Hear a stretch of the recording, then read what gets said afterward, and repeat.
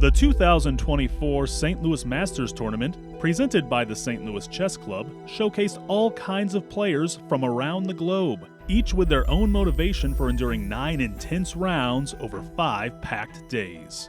Some are seeking titles, others competition, and all of them had their eye on a prize fund totaling $100,000. The St. Louis Masters is a 9-round chess tournament. It uses a Swiss format, which means people on the same score will be paired against each other. So that way, players at the end of the tournament will be at the top of the standings playing each other, and players at the lower half of the tournament will be paired against each other too. I've always wanted a Swiss system tournament like this, a major, big event. So this chess tournament is great because it's an opportunity for top players like Fabiano Caruana to face off against young up-and-coming players like Alice Lee. We have some St. Louis kids in here too. It's not just the same players facing each other over and over again. We have fresh blood, we have fierce competitions, and you have the top dogs really trying to beat the bottom players. So in general, most chess players are going to experience Swiss tournaments where they're playing against players who are club level rating. This is an invitational and not an open. So these players were invited because of their skill and their rating. The average rating of this tournament is well over 2,500, which in general means that they're all grandmasters. Now, not everybody in this field is a grandmaster, but it's a very strong field for such a tournament. Generally, these are pretty rare to organize because you need to get the right types of players with ratings to show up in one place and play for quite a bit of time, 5 days here in St. Louis. So it's a pretty special event, and we're happy to host it. Of the 59 players competing in St. Louis Masters, 25 have yet to achieve the prestigious rank of Grandmaster. But a good performance here could help many in their chase for that title. In a Swiss tournament like the St. Louis Masters, it's exciting because not only are these players competing for $100,000 in prize money, but they're also playing for rating points. So a player like Fabiano, it's important for him that he performs at his level and really defeats the players he needs to defeat. Otherwise, he can lose a lot of rating points game after game, even by drawing. Likewise, we have these lower rated players who are looking for that opportunity to gain those final rating points to become a grandmaster. Beating top rated players is absolutely the way to do that. Yeah, the norm has been really tough. To get a Swiss norm is, I think, the most difficult thing. In round robins, you kind of know what you need to do, but in the Swiss, it's really unpredictable. And now in this tournament where it's so strong and it's also on U.S. soil, 2 games a day, I think being able to get a norm here would really help boost my motivation and make me want to strive towards the Grandmaster title even more. I also just crossed 2,500 live with the draw this game, so that's one of the rating requirement for it, so I just need one more norm. I can't even say, I don't want to jinx anything, but we'll see what I can do the rest of this tournament. For what I'll call semi-professional players, international masters, women grandmasters, women international masters, it's really difficult to make a living being a professional chess player. In fact, most of the time, you make your money teaching chess. So a tournament like this, where you have the opportunity to advance and become a grandmaster potentially, gives you that opportunity to make playing chess your professional career. Also, increasing titles and increasing awareness of your playing strength will increase the demand for you in other tournaments as well. And for the American women competing in this tournament, achieving the coveted title of Grandmaster would come with an additional incentive, beyond the usual opportunities the title brings. The American women here are competing for extra prize money. Jeannie Singfield announced the Cairns Chess Queens Award, which will give $100,000 to the next 5 American women who become grandmasters. So players like Alice Lee, Begim Tokirjanova, they're competing here not just for their prize money, but for this coveted GM award. I was there at the Cairns Cup when this was announced, and I was so happy. I think all of us were when Irina got the first award.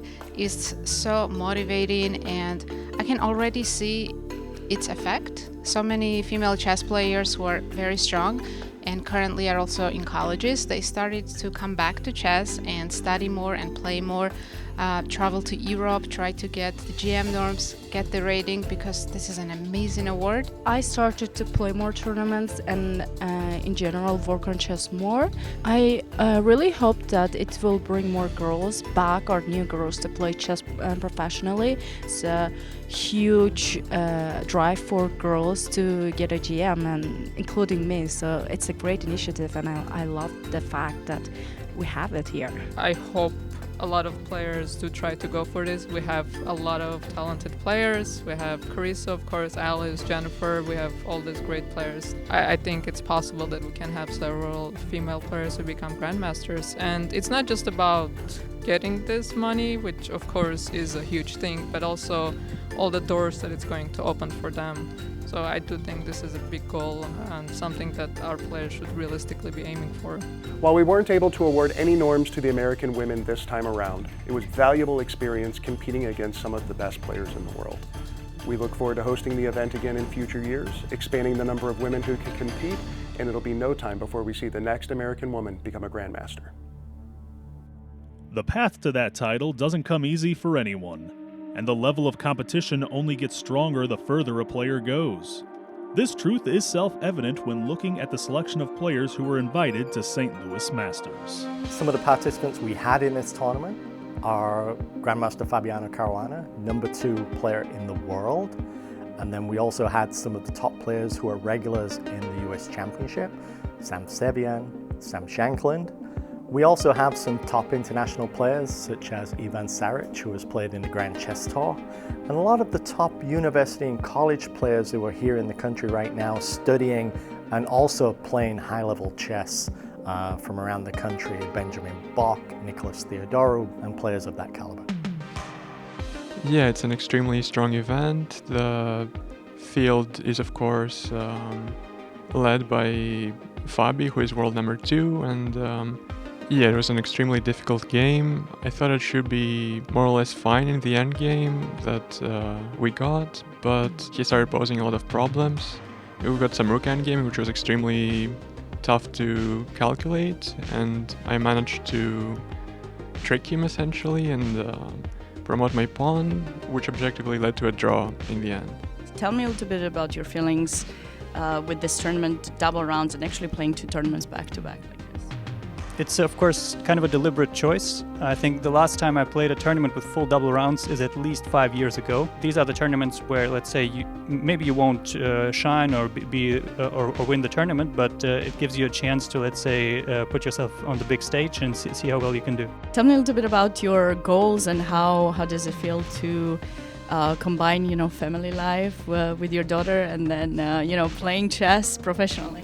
Yeah, I don't consider myself professional. I don't have time to prepare any specific round, to be honest. I will wish that I have time to prepare a little bit more to be more professional, but unfortunately I don't. Now I'm just studying an MBA in Webster once again, so I'm just kind of trying to combine the, parenting and the classes, university and chess is very hard, I know. Sometimes it goes well, sometimes not so much, but I'm just feeling very pleased to play this tournament, and it's a nice opportunity just to try my best. This is my first time playing in a big tournament with a bunch of grandmasters at St. Louis Chess Club. It's just the organization of the event is really great, and then of course I'm really happy with my performance so far. Yeah, you played against a grandmaster. I want to ask you, considering that, how many grandmaster norms do you have so far? I have 2. I got one earlier in April in Spain. Fortunately, that's a 6-day norm at a Swiss, and then I just got one at the US Masters in Charlotte that just finished a couple days ago. That was a great tournament. I was watching your performance. You played against Fabiano in that tournament. Are looking forward to trying to play him in this one as well. Yeah, no, I told my friends, I was like, there's no way I can possibly engineer a rematch in a field this strong. I mean, if somehow I'm able to, that would be incredible. Playing him was a huge honor, and it was a really fun game, so we'll see. International Master Mark Hyman would get his rematch on the 4th day, and it would prove to be one of the most intriguing pairings of the entire tournament. So in a tournament like this, players who are not yet grandmasters are looking for norms. International Master Mark Hyman played in round 7 against Fabiano Caruana, the #1 seed and the #1 scorer in this tournament, and so that match was extremely important for Hyman to do well in so that he can continue his run towards a grandmaster norm. Unfortunately, he lost against Fabiano. Fabiano had white and Hyman had black. We're around the same age, and he's not a professional player. I mean, he's in another profession, and he does a lot of other things very successfully. And then only recently got back into chess with the idea, I think, to get the grandmaster title. I considered him a dangerous opponent. He beat Grigori. In this tournament, he beat Nico Theodorou, and he beat Michal Antipov in the last tournament he played. So he's beaten 3 very strong 26 to 2650 grandmasters in a very short span. I knew I had to be careful, and I do think he's quite underrated. I don't know exactly, but I would say like maybe 2550 level more or less, and definitely could also, with some improvement in some areas, could even get stronger than that. After enduring one of the most unique competitions the St. Louis Chess Club has ever offered, Alexander Donchenko matched points with Caruana, and the 2024 St. Louis Masters tournament would end in a tie between the two Grandmasters. But despite this setback, tying in this tournament keeps the U.S. champion in contention for the World Chess Championship. FIDE basically made a new system where you have to play 2 tournaments with like 50 plus players, which basically means an open Swiss tournament. And you have to play 2 of them a year, so that's why I'm playing these 2 back-to-back tournaments. Not because I enjoy playing 18 games in 11 days. It is extremely exhausting, of course. And also I would prefer to have a bigger break in between tournaments, but because there was just no other tournaments that I could fit into my schedule, it was basically a must for me to try to qualify for the candidates. And now the situation is still wide open. A lot of things could happen, and it could come down to the final tournament, the World Raptor Blitz at the end of the year. But so far, I've done what I needed to do in these last 2 tournaments. The last American world champion in chess was Bobby Fischer, 1972. It was a triumph of American individualism versus Soviet collectivism. Whenever America does have a champion, it generally shows off this type of individual hard work, spirit, tenacity. When they do come out, it's pretty rare, and you should probably be there to watch it. While that day is still on the horizon, today International Master Mark Hyman achieved the sole Grandmaster norm to be awarded in this tournament, and with that, he secured his final requirement to achieve the title of Grandmaster. I'm very excited to have the title GM-elect finally. For most of my adult life, I didn't even think I'd become an international master. Only in the last couple of years I got that title. I went for the title of Grandmaster, and I still told friends, I was like, this is probably not possible, but why not try since I already became an IN? Let's just see how far we could go. But to have it happen, and to have it happen at an event like this, just unreal. This was the limit of my ambitions so far. So now I'm like thinking about what if I can dream bigger. Even Fabi said, I think this guy's at least 100 points underrated. So now I'm like, should I try to get my rating up to the mid 2500s so that Fabi at least doesn't think I'm underrated anymore? I don't know, but being at this tournament has just made me think even beyond Grandmaster, there's still more to go in chess, and it's just made me excited to see what that could look like.